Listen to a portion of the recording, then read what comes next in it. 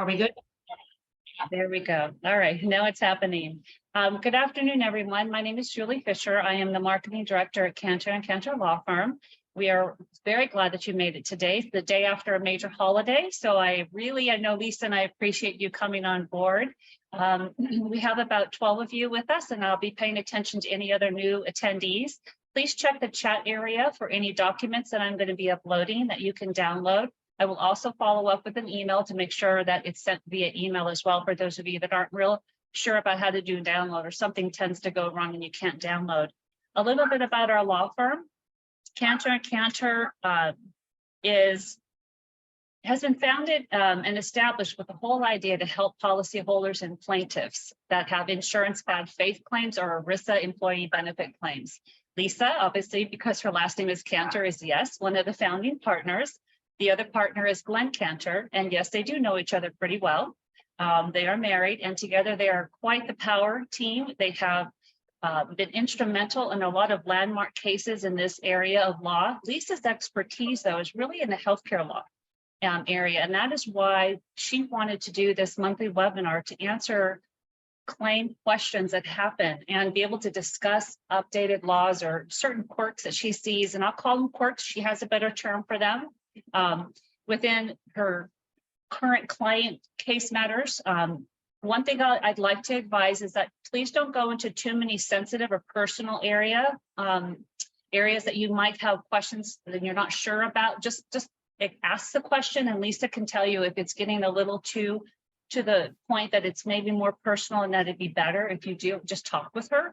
I'll make sure you'll have the communication information within the chat area for you to be able to receive. We're very excited for you to be here today. Don't hesitate to put in questions in the Q&A. I see people have kind of maybe tested the Q&A. That's great. You've got the chat area. You can use the hand function. We will get to your question as best as we can. We've got an hour to get a lot of stuff done. And with that said, I'm going to go ahead and baton it over to Lisa Kantor. Thank you, Julie. And again, I'm so glad you're all here. I want to be able to answer your questions, but I know it takes a little time for us to all warm up. So I'm going to start with a health insurance journey that I just had recently, which brings up some of the issues I like to discuss with you, and sort of shows you that it happens to all of us, even those of us who think we understand health insurance. So I was out of the country in Belize, and my husband is an avid diver, and he went down for a typical dive, had 2 dives, and he came back up and he developed decompression sickness, otherwise known as the bends. So we first went to urgent care nearby, and this is kind of a story about maybe how expensive things are in the United States, because we were able to see a doctor. She's actually an American trained doctor. She spent probably an hour with him. He gave him a couple of injections, some medication, and the entire cost of that whole thing was, believe it or not, $60, which kind of blew my mind, because I thought, in health care is so expensive in our country. It was just very interesting. It ended up that he needed to go to a decompression chamber and have a series of treatments in this decompression chamber. So of course, the first thing I did I'm in this foreign country, is hand him my insurance card. And they kind of looked at it, didn't really understand what it was about, asked if we had specific scuba insurance, which we didn't, and said they called my insurance company and this wasn't covered benefit. Now, I kind of knew that wasn't right, but what am I going to do? Here's my husband, it's at this point 1 o'clock in the morning. He really needs this treatment. It's got to be done quickly. So I, pull out my credit card. And I was lucky that I had a credit card that I could put this on, because by the end of the 4 days of treatment, we were up to about $22,000. So I thought to myself, okay, you're supposed to be a health insurance lawyer. What are you going to do about this? So the first thing I did was I went on my portal. I have an app from my insurance on my phone. And I saw that there's a place where you can ask a question. So I asked the question. I said, my, husband has decompression sickness. We're in another country. Is treatment in a hyperbaric chamber covered? And I got this, nice little answer back. We'll be back to you in 24 hours, or something like that. I'm going to pick up my phone so I can actually read to you the result, which I thought was very interesting. And so they got back to me. And by the way, I have Cigna plus Oscar, it's called. It's a Cigna policy, an Oscar policy, which is a subsidiary of Cigna in California that uses the Cigna network. So I get this response that says, well, it would depend if the treatment is medical, and if you can give me the CPT code, I can take a look for you. So I thought, well, this is great, because now I have something on my phone where they're telling me that if this is medical treatment, then it should be covered. And during my journey of decompression sickness, I learned that apparently people go into these hyperbaric chambers to, fix their wrinkles, and, there's all kinds of them in Beverly Hills, which I never knew, that people use for cosmetic reasons. So now I'm thinking, boy, that's good. I have a piece of evidence here.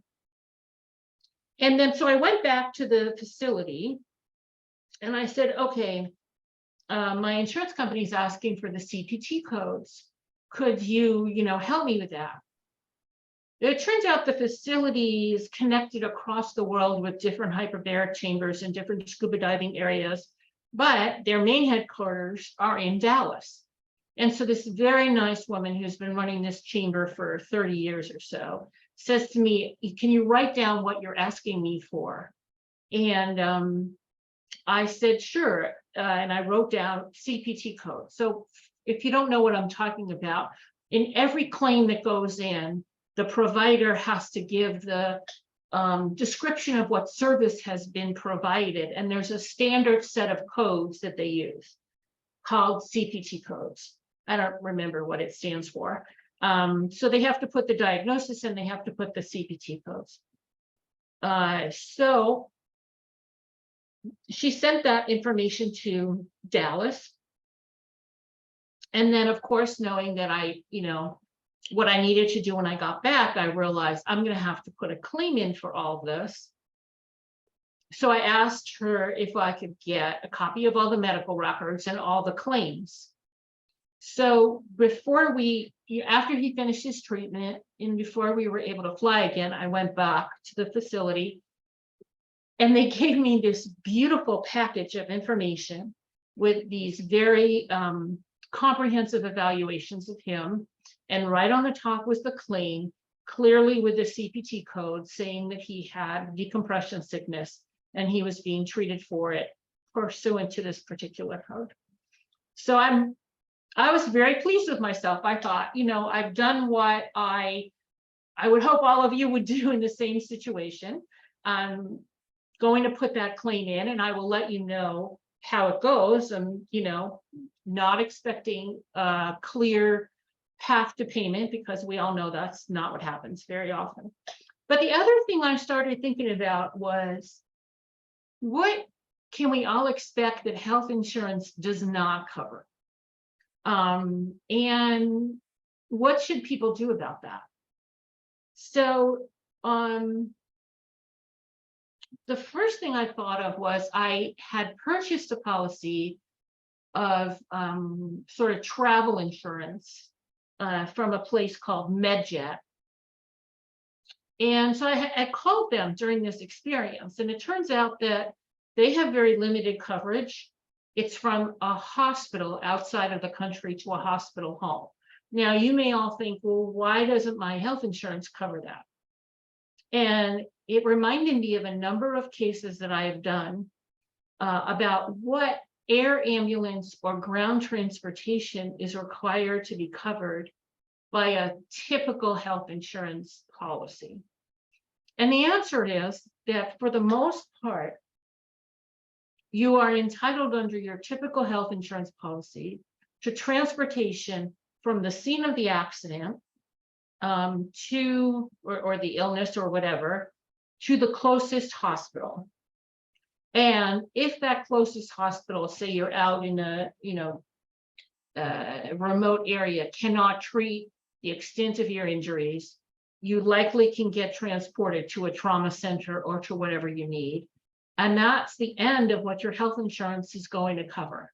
So if your accident is local or your illness is local, maybe that's not a problem. But I've had a number of people contact me who are on vacation, who get injured or have an illness, who end up in a hospital that's perfectly capable of treating them, but they're not home. And they don't have a way to get home unless they pay for their own air ambulance, or they wait until they're healed, which sometimes can be weeks, and may not be in a hospital. So they may, let's say, for example, you have a bad leg injury and you have surgery, and then the hospital says, okay, go home and stay off your foot for 6 weeks. It's really difficult to get on a commercial airplane that way. Or in more dramatic instances, I've had people who need medical monitoring or an IV, and they can't get to their home. So my point here is, if you're a traveler, you may want to look into that kind of transportation insurance, because your health insurance is not going to get you home. The other thing I learned is that there are specific, which I never knew before, and you'd think at this point I thought I knew it all, maybe, is that there are specific types of insurance policies for particular types of activities like scuba diving. And so my husband now has a scuba diving policy where if he gets injured at a scuba incident, then it's covered by that policy first, and we don't even have to worry about our regular health insurance. I see the question here about, CPT codes are worldwide. Not necessarily, because we were lucky that the headquarters were in Dallas. Otherwise, we would have struggled to try to figure out how to get a CPT code. And I was already, of course, because I'm neurotic, researching which codes I would want them to put in, and hoping that, if I were to give them guidance, they were willing to do it. Belize is an English-speaking country, so we were lucky in that way. But I have had cases where I get, medical records in Spanish, and we have to figure out, or another language, and we have to figure out how to translate them. All difficult issues, but hopefully you'll be prepared now, if it ever happens to you, to know what you need to do. So I thought that was interesting to share with you. And as I said, I'll keep you posted on what happens next. The other topic that I wanted to chat about today is the issue of what is a self-funded plan, because I'm getting a lot of questions about that. So let's talk a little bit about this. If we put aside for a moment state-provided benefits, Medicare, Medicaid, TRICARE if you are Army, there's basically 2 types of insurance you could possibly have. One is from your employer, and that's governed, as Julie mentioned, by a federal law called ERISA. And one is if you go out and buy on the open market for yourself or yourself and your family. And those policies are governed by state law. Now, I think we talked about this a little bit before, but it bears repeating it because it's confusing. If you get your health insurance benefits from an employer, there are specific federal guidelines that you must follow if you're going to pursue your claim in court. There are specific deadlines. I mean, obviously, everyone has to put a claim in, but there are deadlines for your appeals, and you must exhaust all the appeals that you are offered. On the health insurance side, it could be up to 2 that you must exhaust, meaning you must put both appeals in if you want to go to court. The other thing that's unique about ERISA is these cases are not jury trials, they're court trials. So the judge is going to look at the file and make a decision. And he's going to look at everything that the insurance company had. So it is extremely important that you give all of your evidence, all of your medical records that you think support your claim to the insurance company. And the last thing that's important about ERISA is that you can only ask for 2 things generally: the benefits for the procedure or the treatment, and attorney fees. And that's the limit of your quote damages. If we switch to private policies that you buy on or off the exchange, Affordable Care Act policies for yourself and your family, those are governed by state law, which means that you're not required to exhaust your appeals before you file a lawsuit. Although many times if I consult with you, I may suggest that you do it anyway, for strategic reasons. Your case is going to be decided in state court, wherever you are. And in many states, I think at this point, majority of states, you can sue for the benefits for the treatment, plus emotional distress damages and punitive damages, which in many states will incorporate your attorney's fees. So your potential recovery is larger.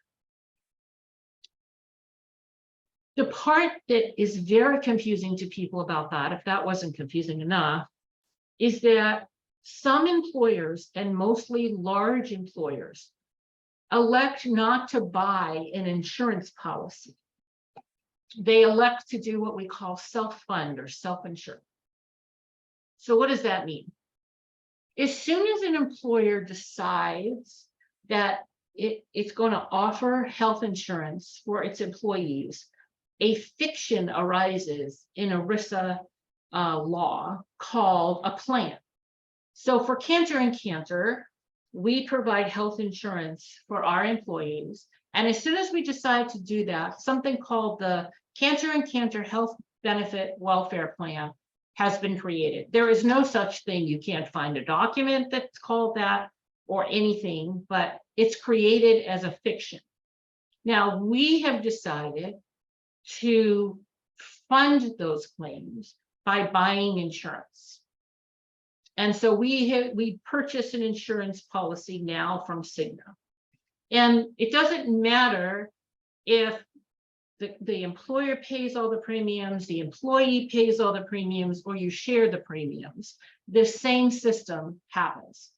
But we could, and any employer could decide, you know what, we're not gonna buy an insurance policy. We're gonna do what's called self-fund, which means we're gonna put, instead of paying premiums, we're gonna put money in a bank. And when claims come in, we're gonna decide whether to pay them or not.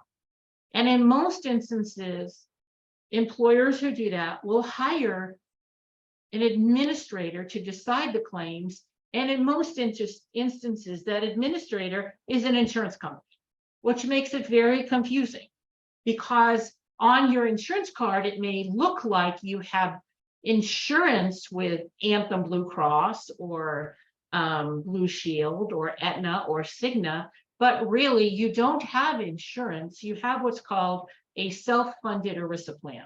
So why does this matter? It matters because self-funded plans get away with a lot more in terms of what they can say and do than an insurance policy can get away with. Because insurance companies are regulated by states, and states are entitled to tell that tell insurance companies what they can and can't do. One very important thing that we all know about is parity, for example. There's parity state laws and parity federal laws. And the state parity laws are usually much stronger than the federal parity law. If you have a self-funded plan, your plan only has to comply with federal parity law. There's also ACA, Affordable Care Act requirements. Certain requirements only apply to insurance, and other requirements may apply to a self-funded plan. Maybe the most important distinction that we deal with all the time when we're doing ERISA cases is what we call the standard of review. And I think we might have talked about this a couple of weeks ago, but an insurance company, when in an ERISA case, it used to be that when you went into court, the question was not who's right and who's wrong. Am I entitled to these benefits or not? The issue was, did the plan, remember I said there's a fiction of this plan, did the plan act reasonably, even if they got it wrong? Which is infuriating as a patient to think that, you know, it's not about justice, it's not about right or wrong, it's whether they kind of sort of did their job. And that happened because plans were allowed in most states to give themselves discretion to say, we get to decide whether we think this is a benefit that we should pay. Most states have outlawed that. And the way they've done it is they said an insurance policy issued in the state cannot give itself discretion. So we are in most states back to the issue of who's right and who's wrong. Should the insurance company have paid under the plan or not? Not did they give it an old, you know, the old college try and get close enough, except for self-funded plans. When your employer self-funds, they get to give themselves discretion, sort of like allowing them to put the thumb on the scale, allowing them to pay off the referee in the game. You know, they only have to get close enough. They don't have to get it right. And it's important to know that if you know, because if you're under a self-funded plan and you get a claim and you say, wait a second, my policy says X and this claim says they don't have to do that. A lot of times the response from the plan, sorry, I said policy, I mean plan. A lot of times the response from the plan will be, well, we have discretion and we've decided that your claim doesn't meet our criteria. And there's not a lot you can do about that because it's not whether we got it right or wrong, it's whether we got close enough. And it causes a lot of confusion and frustration for people who are covered by these kinds of plans. Very easy to figure out if you've got a self-funded plan. It'll say it right in the plan. It may not be clear on your card. But if you ask for an actual copy of the plan, it will say that. So I know that was a lot of information, but I wanted to make sure we talked about it because I want all of you, if you're insured by a company, especially a large company, to go back and see if you have a self-funded plan, because that might explain a lot of the frustration you're having. Lisa? Yeah. This pause is a perfect segue to a question Pam had. Yeah. Is all of that different than company provided disability coverage? So does it change when it's now, yeah, that's what she just was wondering about disability. Well, a disability coverage is different than health coverage, but it can also be self-funded or insured. And so it's really important to look at your policy and see your plan and see if it's self-funded or if there's a policy underlying it. And again, with disability, as with health, there may be somebody administering it, some entity that looks like an insurance company, but it's just administering, and your employer is the one who's funding it. I find that most of this often happens with very big companies. Verizon, IBM are good examples of companies that usually self-fund. And they just present different challenges than if you have an insurance policy underlying your claim. I see a question here. I'm going to leave that topic unless there's other questions. Because I see a question here about using an out-of-network provider due to network deficiency. So the question is, if you're forced to use an out-of-network provider due to network deficiency, does the insurance company have to pay the full rate, or does this vary state to state? For the most part, if there's no one in network who can treat you or treat the patient, the insurance company is required to,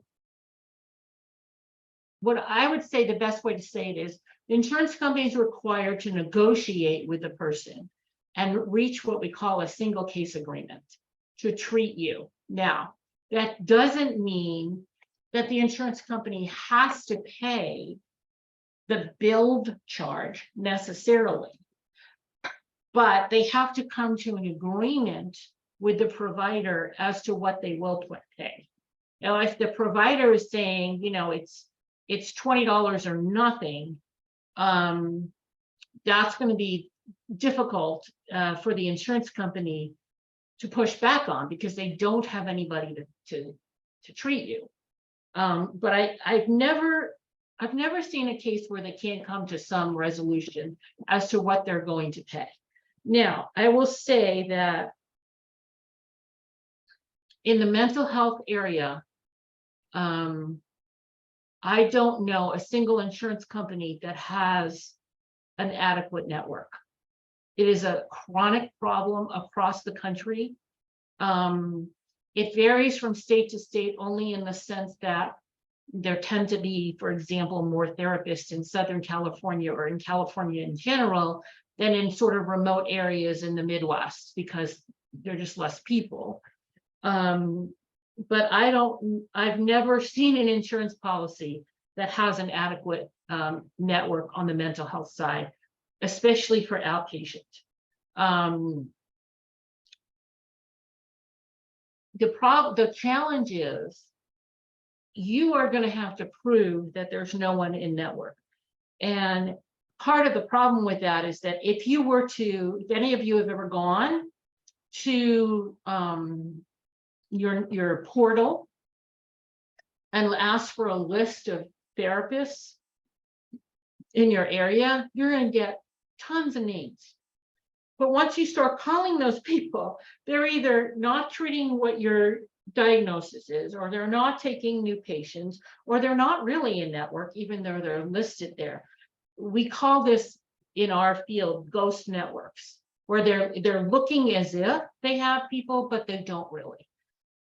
Unfortunately, at this point, the only way to get behind that is to sit down and call all these people and take all these notes and say, okay, I can't find anyone on your network. Submit that with your claim and say, I want you to reach a single case agreement with this person. It's tedious and complicated, and I wish there was a better way to cope with it, but that's what you have to do right now. Lisa, I'm so sorry. Yeah. We've got a lot of questions coming in that's segueing off of what you're saying, and then we have some others that have kind of hit before this. So I don't know how you want to handle it, but if you check the Q&A section, there's 2 there waiting for you, and then the chat. Yeah, we've got some more that are rolling in on what you're talking about. So it's obviously a hot topic. Yeah, right now I'm on the chat. So let me go up and see. Great. Yeah, we handled that.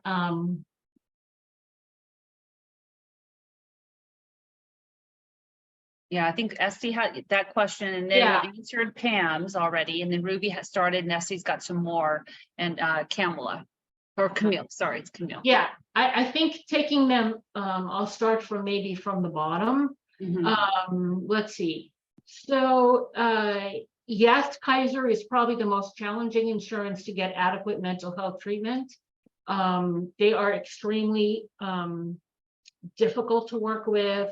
They have their own unique appeal procedure. And again, it's going to just depend on whether it's employer provided or private. Most of the time, well, I wouldn't say that anymore. Kaiser used to be mostly employer provided, but yes, Kaiser is probably the most difficult carrier I deal with, and I would encourage you to set up a call so we can talk privately about your particular issue.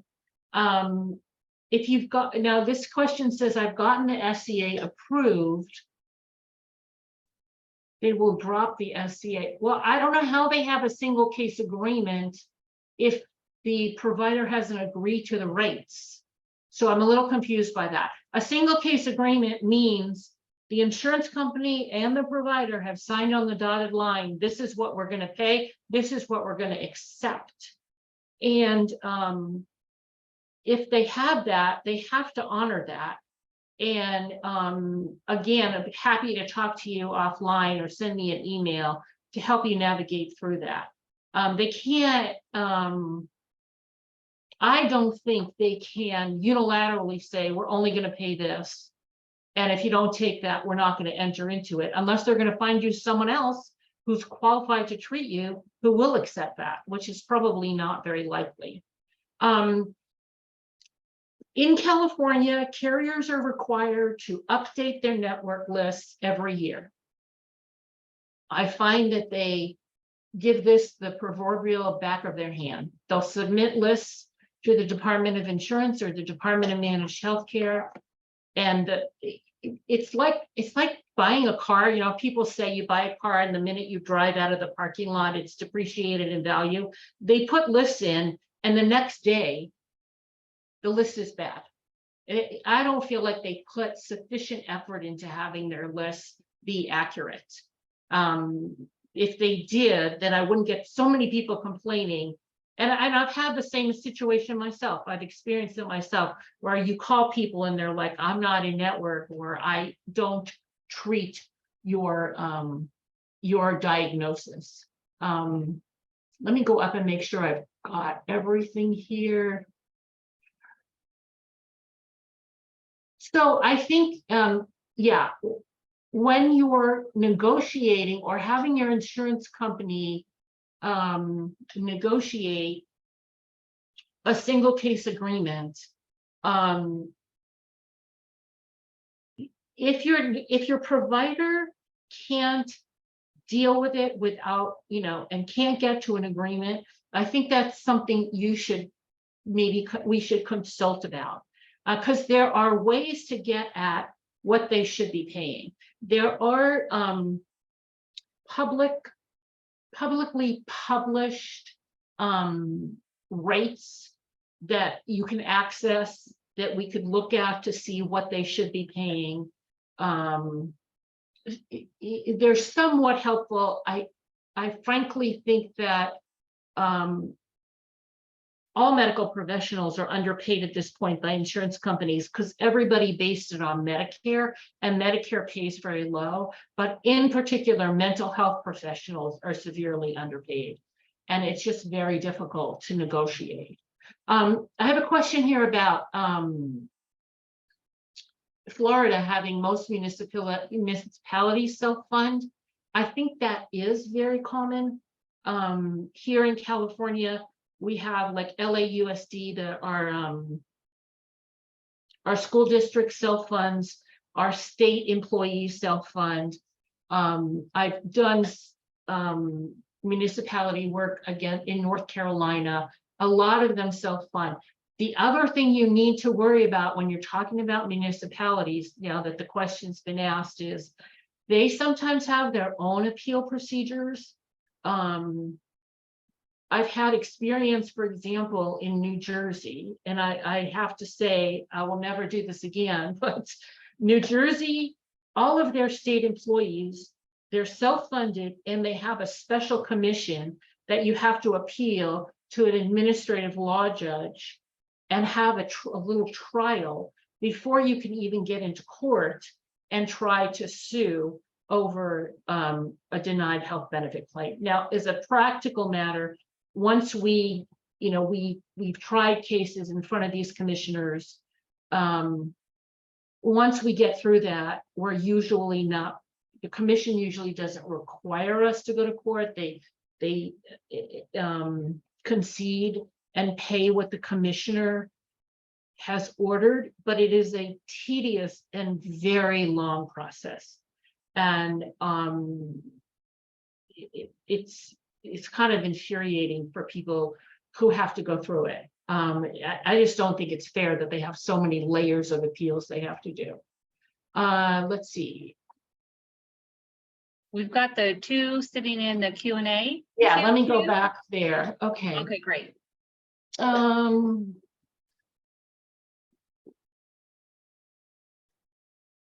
So here's a question about STD but denied LTD. I'm not sure who advised you not to appeal, but there is, let me read the question so everyone sees it. The person successfully got STD benefits, was denied LTD, was advised not to appeal, but is no longer employed with the company. Does he have any recourse for the LTD denial? I say possibly. It depends on who told you not to appeal. If the insurance company told you not to appeal, that's really strong support for the possibility that we could go back and try to appeal that. It also is going to depend on time, like how long ago was this? Were you disabled at the time? Which of course, I'm sure you're saying you were. If you got STD and denied LTD, were they saying, well, now you are better, or you just don't meet the LTD criteria? So the answer is really possibly. For example, we've successfully helped people who never applied for LTD benefits by arguing that at the time the person had a contributing mental illness that precluded her from putting the application in. So there's a lot of factors here, and I'd be happy to talk to you. Shoot me an email and I can, try to get more involved in your specific situation. Okay, let's see. So Joyce, hi Joyce. Hi there. Oh gosh. Okay, this is great. So you got a letter saying we're unable to process your appeal because it was not received within the time specified by state or federal law. Yeah, so in California, there is no time to have an appeal heard. Insurance companies say this all the time, that there's a state deadline for submitting an appeal, and there isn't.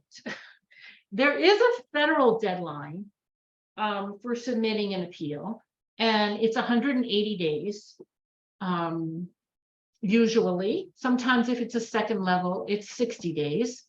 But I would totally push back on this. The other thing is, since you're dealing with an in-network facility, right, Joyce? Correct. This is between them and the insurance company. What I thought. Thank you. Because they have an agreement. They have a written agreement on what this facility is supposed to do and when they're supposed to do it, and it has nothing to do with you.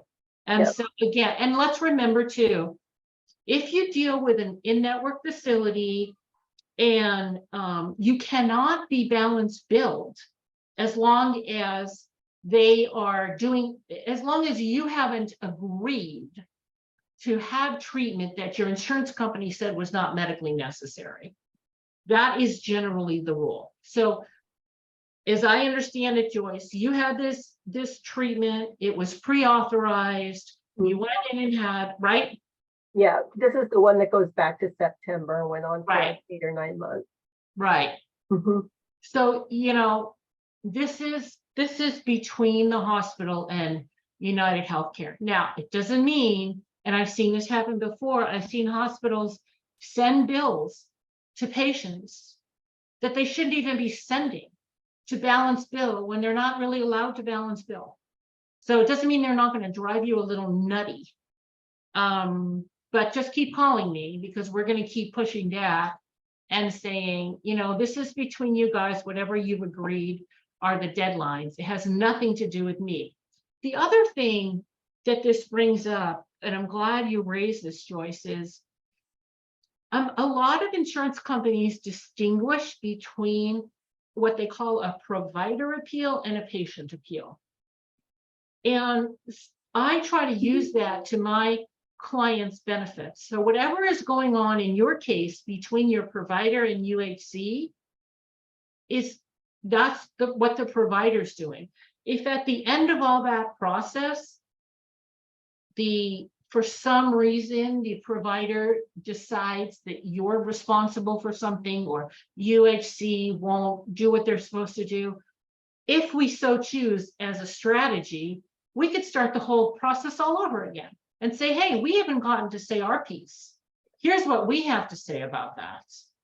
And so I try to use that to the benefit of our clients. But at this point, I'd stand down and just let them fight it out with each other. Most sophisticated hospitals will never come against you, especially when they're in network. They'll understand that it's their problem, not Cool. And it was interesting because the letter's dated June 19th, and I just received it about, let's say, 5 days ago. So I just waited for this call to bring it forward. And I have to say that I've learned so much by attending these webinars. Thank you each month. I'm glad. And it is kind of unique how insurance companies don't seem to be able to use the US mail like the rest of us. Like why a letter dated June 19th takes 3 weeks to get to you. Right. I don't get it. I think what happens is, and I know this from deposing a lot of them, they generate these letters from a computer system and then they sit somewhere before they're actually put in the mail. So I don't know if you kept the envelope, but you might want to start looking at the envelopes. And sometimes the envelopes don't have the postal information, because normally I would keep it. But anyway, Very that's a good interesting. point. Yeah, thank you. Sure. But I will stand down. Yeah. And just know that I'm here to help you if you need. Always are. Thank you, Lisa. Yeah. Of course. We're coming to the end of our time almost. I want to make sure that if there's any other questions out there, that I answered them. I seem to recall there was an early question about setting up a conference with me. I am happy to talk to people about individual issues that they have. I think Julie put my email address somewhere. Yes, it's listed in there. Yeah. That was with Camille. She was looking for that. And definitely, if any of you are working at an agency and think that it would be purposeful to have Lisa do just a small webinar with your team, even, that would be a really interesting opportunity if that would be purposeful for you and your colleagues. Yeah, I've done a lot of training across the country, specifically in mental health facilities, with people who do who submit the claims, who do the utilization review, who are gathering the records. And the feedback I've gotten from a lot of these facilities is just learning more has helped them get better results in getting claims paid without having to resort to calling a lawyer or filing a lawsuit. There's a lot of misinformation that comes on the phone from insurance companies. And unless you're really up on the law and know what to say back, you sometimes will understandably think, oh, well, that's not covered. Oh, well, they don't have to do that. When in fact, they might in fact have to cover it, and they might have to do that. So yeah, I enjoy training people in facilities, so I'm happy to do that. If there's nothing else, I think we'll call it for the day. Are there any, I don't see anything in the. No, I'm just simply letting everybody know we're very thankful, and I will send a follow-up email, Lisa, so that everybody has a way to respond to you and I, and then we'll just kind of go from there with what other questions that you guys might have that come up between now and then. Of course, we'll be doing this next month. We do this every month. For those of you who saw the registration, you saw that there are other options all the way up until November, and you can pre-register for those. You'll see this on our website. It's there 24/7 to go on the link and do the registration for the next upcoming webinars. We will post this on our social media pages. We have Facebook, LinkedIn, Twitter, and Instagram. Instagram, obviously, you can't click on the link unless you go to the bio. And so many people just prefer to use LinkedIn or Facebook. So I will always have that very visible for people to find. We'd love for you to share this with other people, other colleagues that could benefit from asking, you know, a very proficient, very easy to talk to attorney. I say that because she's my boss too, but nevertheless, she is wonderful to speak with and has a lot of knowledge. And we just look forward to having you guys join next time if you have any other great questions that come up. Yeah, and let me just add, there's a couple of things coming up on the chat. We mostly work with individuals, but we do work with providers also. We've had many providers who take assignments of benefits and they want to sue in the name of the patient, which if the assignment is valid and solid, I'm happy to do. I do a lot of, as I said, training for providers and a lot of just informal consultation, because I do a lot of informal consultation with individuals too, but I have a lot of providers who call me and we just kind of chat through things. You know, I've worked with a number of providers. At one point in time, I had a provider who I had a weekly call with to just, you know, bounce off ideas and try to help them sort of, you know, get through some issues they were having. So I'm happy to work with individuals or providers. So thank you all. Thank you all for being here, and we'll hopefully see you next month.